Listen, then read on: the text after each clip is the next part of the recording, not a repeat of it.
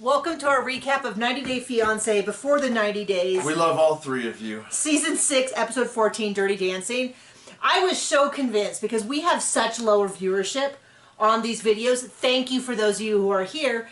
That I was like, this must be a terrible show. This must be rated so badly. Whoa, those are two different things. It is a terrible show. I said the ratings must be bad, so I just looked it up. Second most popular show on TLC right now behind Sister Wives. So I don't know where everyone is who watches this show and why we are so bad at recapping it. But let's just go ahead. Let's get started. Did you start your timer? Okay. And we're going to blaze on through this. I felt that this was another filler episode where everything should have been condensed down and it should have been on either the episode before or after. They crammed this 10-minute episode into 2 whole hours. So I'm going to start with Jasmine and Gino. Which Jasmine? The OG Jasmine? Every time we see her on my screen, I go, I don't know who this woman is. I do not recognize her. I have never seen her before. It's like they're slowly replacing her with doppelgangers, and every time they're just all a little off. But the thing is, we know from the descriptions that they get back together. We know that she's already in Michigan. So the stakes for this are negative. So when she's like, I want to break up, I'm like, no, you don't. Just roll the credits because we know you're going to get back together. This is like... So really quick to catch y'all up. Oh, do your impression. Your impression of Gino. Oh, I forgot what he... No, I don't think it's fair that you... What was it? I don't remember. John did this impression. Did you see it in the preview? Because he was... Okay. Because I was like... Because then he did this impression and then the show came on and Gino said exactly that. And I was like, John, how did you predict that? And then later on I realized... It was the stupid conversation, after the big fight where she says, you want to see my sex tape that I just made with my ex-boyfriend lover who's still my lover? Yeah, and then he goes, was that true or did you make it up to hurt me? And she's like, I made it up to hurt you. And that was the end of it. And I was like... What? That's something non-lizard people don't come back from. I'm just going to tell you, maybe as an improv instructor, you needed to really mine that material for greater depth. But instead they just accepted that she had lied. And I'm like, she didn't... I don't know if she lied or not. But even if she did lie, that's still a pretty huge... Based on... deal breaker. Who she has presented herself to be the past while watching this, that absolutely was not a lie that she did that. And even if she did lie, the fact that she said that she did it to hurt him is terrible. What is going on? Either way, trash monster. Okay, I can't see. John is searching for guitars right now because he has an addiction to guitars right now. So then Statler and Dempsey, so... I could trade it in for some coke. Addiction. I just saw a TikTok where they asked him, he said, so here in your book it says that you lived off of Diet Coke and alcohol, and meth. And he goes, no, not Diet Coke. A diet of Coke. Jeez. Nitrous and meth. And he goes, oh, that's really different. And he goes, yeah. Jeez. A diet of Coke and Diet Coke. That's two different Wildly different. I don't remember what that is to say. What? So who are these? Dempsey and Statler and Dempsey. So they go and meet Dempsey's friends, who seem like lovely ladies. And Statler's immediately like, sex. I'm a sex machine. Group sex, public sex, yeah, that's my jam. And her friends seem less than impressed at this introductory material. And she gets up to go to the bar, or to go to the restroom, or something, and they're all like, which one's which? Statler is the one, Dempsey is the English gal. Okay. They all tell Dempsey, we think she's because she also says, how she doesn't have a place to go and came out thinking she was going to move in with her. And they're like, yeah, she seems codependent. Yeah, she seems like really eager to move in. But it's okay, because... Dempsey? I don't know. English, UK. Okay, because Statler says, oh, I've looked up the definition of codependence, and I don't think it's a bad thing. Oh, so she doesn't even say I'm not codependent. She just goes, I don't know why codependency is a problem. Yep. I've never heard an alcoholic say that. Well, I don't think my drinking is a problem. Yeah, I think most of them do until they don't, and then they get help. Hopefully. So, hopefully. Yeah, so, I mean, I don't have a problem with Statler as an individual, but I think what has happened in this relationship is just wild. Just, toxicity. Is like Dempsey tied up and on the railroad tracks. There's a train barreling toward her. Like, lots of bad signs happening. So let's talk about what happened. Statler takes Dempsey to a castle in order to persuade her to let her move in. Yes. And there's a bubble bath. Yeah, there's a lot of like, there's just a... Words is hard. I'm having a real tough time this week with all the words. Statler's vibe is that she's like, oh, you have concerns? Let me give you things and make grand gestures until against your better judgment. I get my way. I get my way. It's just really, really, I mean, it's like how many times have I used the word red flag in these? I think it's going to be a new game, which is we try not to use it at all. There's some concerning signs here. Let's talk about someone else who is deeply, deeply concerning. Amanda and Razvan. Or, as I like to put it, Jasmine without all the drama, but just as toxic. Quieter Jasmine. Like, she's not screaming and yelling, a lot less sex talk. There you go. But still, I mean, this man... A lot less sex talk, but still sex for manipulation. Yeah. Absolutely. But she... The pictures of him in the store when he's like this, and she's like kissing him, definitely give you the vibe of a man who has lost the will to live, and the succubus who continues to feed off of him. Yes. It's like really not a great set. So she, yeah, John wanted me to write down, she's Jasmine but less eccentric. I said she's a dead fish. And then they're going to Croatia to go meet his family. He just looks like a man who has had every ounce of strength drained from his body. I think he's got a certain type after, because they meet his so family. we meet his family. His family seems very lovely, has cooked a nice meal, all of that. And they talk about his last succubus. Immediately, Amanda's like, so ask your mother why she hated your first wife. And make the dad cry. Because they say she was bossy and demeaning. She was really, really critical.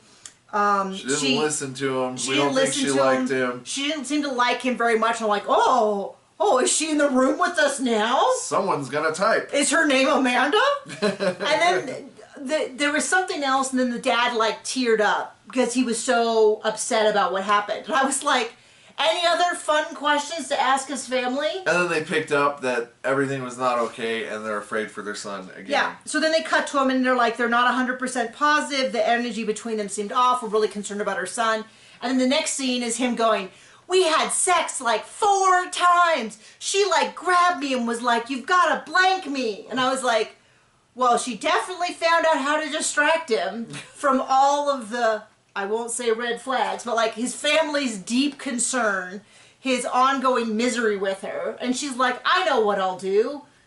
Toxicity in our city. Where are we next? Who cares? Okay, so Cleo and... This really should have been last episode, because they made Thanksgiving dinner, and I thought it was going to be a bunch of people, but then it turned out it was just the one friend. The one friend and not the bar girl that he invited. Who did not seem... When he was drunk.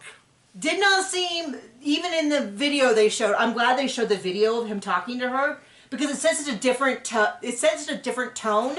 Like, I'm surprised he can be that drunk and still remember what he does. Well, because she was like, like she did not look like she was into it at all, which is even funnier, because he keeps hitting on women who could not be any less interested in him if he was a toad. But it's part of who he is. Well, but the friend asked, I think it was a friend who asked a good question, which was like, how many guys did you talk to when you were there? None. No, there just wasn't any. They were all busy. It's okay, because he tells Cleo he feels like he's being picked on. He's being picked on, so the friend Redirect. The friend is the same friend who, before, went with Cleo to speak to Christian about this fight they had about the sex thing. Which, to me, is one of those things where they talked about it so much I no longer care. Because to me, it's clear... Much like this show. He wants to have the physical part. He just didn't want the viewers to know. But I will point out, in the airplane, he only talked to 2 women. That we know of. That we know of. Or that he can remember. Or that he repeated.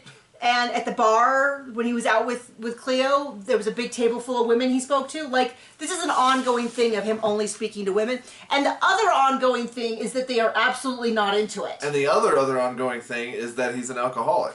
He really is drinking a lot. A lot. And you know, you always make the best decisions when you're totally skunked.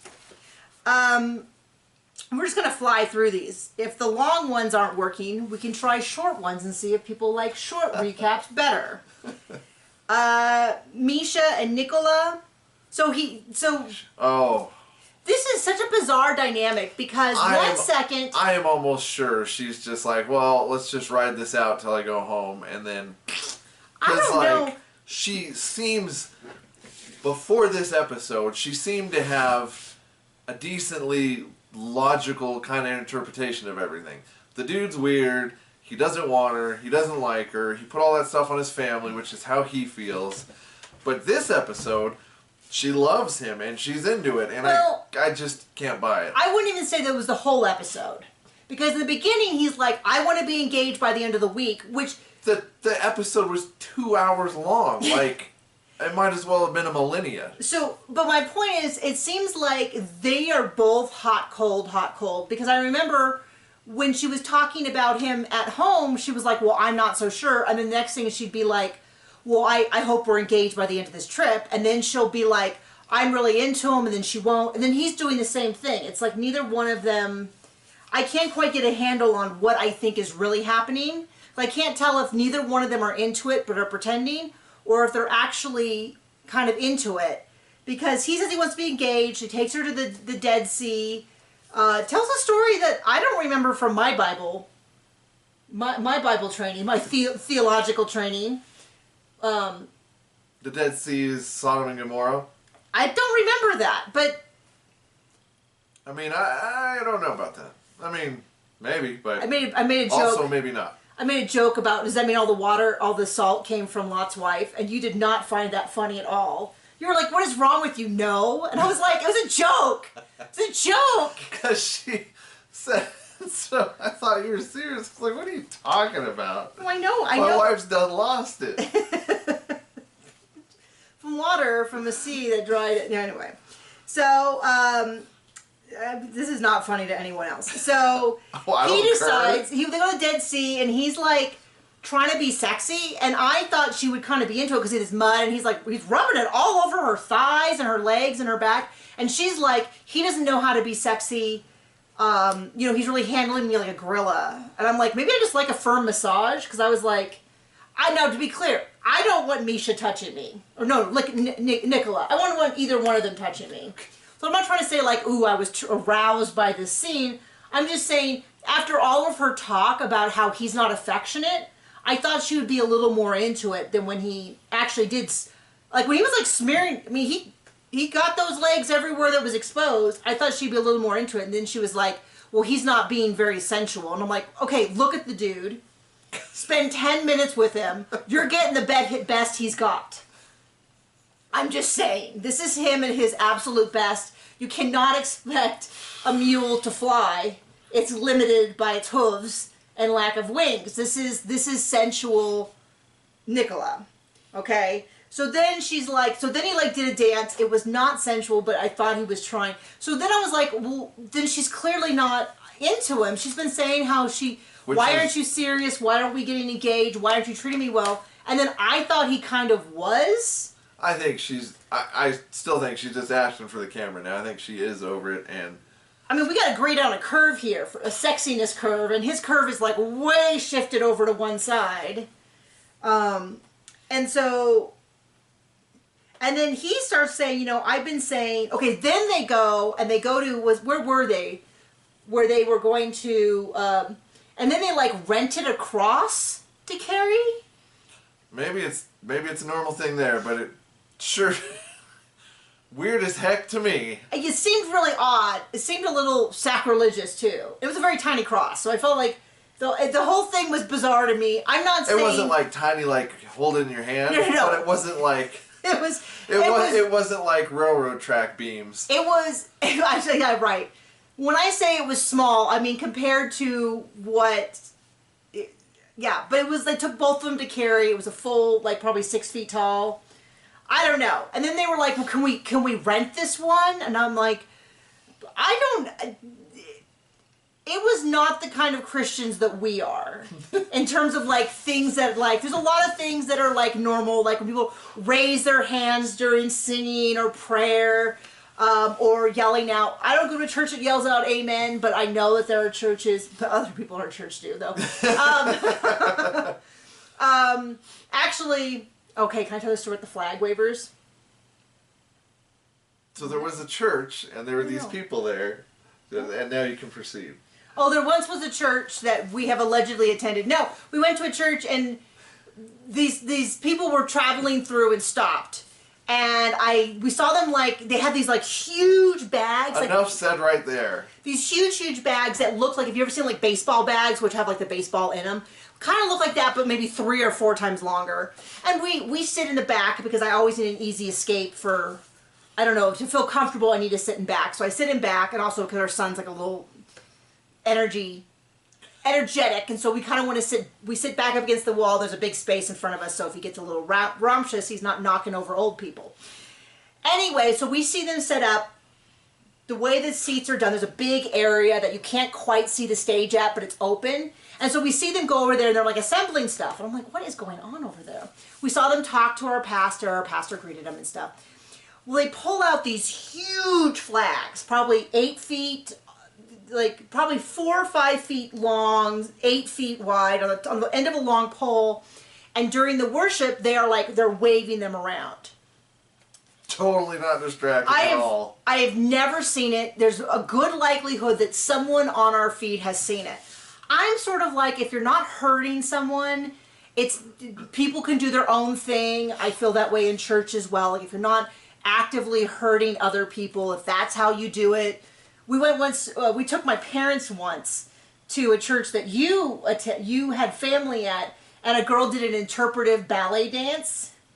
Remember that? No, I do not. Your cousin's church? Oh, And my dad was in the front row, and she was like a leotard, she was flipping her legs around, and my father was like leaning back. So, like, but it's the same kind of thing. Like, it doesn't make her a bad person. We don't think that, but it's just not what we typically experience in a church. Much like Jasmine's face, it's always out of the ordinary. So anyway, the point being that even if you are I feel bad. There's going to be someone in there who's going to be like, I'm a flag waver in our church, and it's a beautiful way to worship God. This is my attitude. That's between you and God. If that is something that makes you feel closer to God, I approve of it. I don't get it. I think we're both a little too, like, German, like, reserved. And a little bit more like, well, I will worship God by sitting quietly in my seat and singing just quietly enough so that no one else can hear me. So that I don't throw off everybody else's pitch. So I couldn't carry a tune in a bucket. I'm sorry, that had nothing to do with anything. We probably offended people. But like I said, you do you. If going out and, like, howling in the woods at full moons makes you feel closer to God, like, that's between you and God. You figure it out. And just so you know, as you're typing those nasty comments, just remember, we don't care. We don't care. We are looking to make some merchandise, by the way. So anyway, they're clearly different Christians than us because they carried a cross, so they paid someone to carry a cross. What I thought was so funny was he's like, well, we'll put it here to go inside, and she's like, can we leave it here? He's like, yeah, you can leave it here. No one's gonna take it. And like, oh, of course. Of course. They paid for the privilege of taking it. Someone else can take it back. That'll be their privilege. I mean, do they have to leave a security deposit? What if someone steals the cross? So then they went into this church, and it seemed very lovely, and then they discussed about how he says he loves you, I love you, and she's not replying, which is like, uh-oh, danger, danger, danger. For normal people, but this is 90 Day Fiancé. And then she started, I don't know, there's a big long thing where she was going on about how, I don't know, I just wrote, she seems checked out. There's that. There we go. So the last couple, the only ones we really like, and they're really... Or believe, or even a couple. They're dragging this out. They dragged out this. This should have been one scene. So they go... There was a big thing about how she's trying. And it's like, you know, he's like, well, I'm not sure about... I feel like they just created this narrative. Like, they asked her, like, are you concerned about her not being able to speak? And he's like, yeah, you know, I wish she had learned a little bit more sign language. I am concerned about this and that. But there's a difference between, like, I'm concerned, but it's, like, down here, and, like, I'm concerned, like, we might not get married. Because I don't think it was ever concerned that much. I think he already knew. When she gets dressed up and she smiles at him, they genuinely do look like they like each other, and actually, I'll say, love each other, which is so far ahead of almost every couple here. No, not almost. Every single couple. Yes. I wasn't sure what you meant. I was like, who? Who else loves each other? No. Everybody else seems to mildly detest each other to basically... It's like they can barely stand each other, mildly detest, straight out despise. And then, like, way over here, like, off screen, like, the neighbor's house, is David and Sheila loving each other. Yeah. And that's how that goes. So they seem to genuinely love each other. Oh, I didn't write down the time. I keep screwing that up. Okay.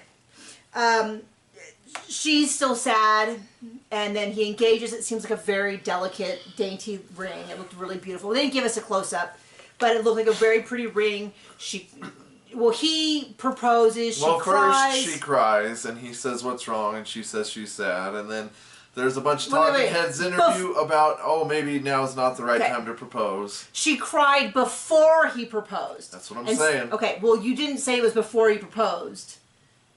I'm telling you, it made it sound like he gave her a ring and she cried and said she was sad. Okay, well. Anyway, so then he asks what's wrong, and she says, I'm sad you're going to be gone soon, and I'm going to miss you. And so he proposes, and she says no. Just kidding. She says yes. They seem genuinely happy. I hope if anyone deserves all the 90 Day Fiancé money, it just should be them. We should not be rewarding Jasmine and Gino for being the two. Well, okay. I know people are going to hate me for this. I don't think he's as bad as she is. He's a wishy-washy little sniveling man, but she is genuinely insane. Yeah. And I don't enjoy her. I don't enjoy Gino either. But really, he's like a small moon orbiting a sun. I know moons don't orbit suns. If they orbit suns, they're a planet. But, like, I feel like a planet makes it sound like he's a little too important. He's like a small little satellite. And you can't see him. You can't see him at all because she's she's screaming over top of him and peeing on things. Oh, anyway. I could have done without remembering that. So there you go. Looks like we have 2 more episodes. And the big cliffhanger that they leave us with is Sheila asks her son again, and she says, I can't do it if he says he doesn't want to go to America. Which, they're the only real couple. They're going to work out. It's going to be fine. I hope so. And then I'm guessing we're going to have a tell-all. They don't have it on the schedule yet, but they have 90 Day Fiancé, like, with a blank there. And I think that we have 2 more episodes. It's going to be a tell-nothing like Sister Wives? I really need to figure out a way to watch this on 2 times speed. Because I feel like it would be much easier to watch if it was in 2 times speed. 4 times speed. Thank you so much for joining us. Tell all your friends to join us. And we will see you probably on the Sister Wives videos. Bye.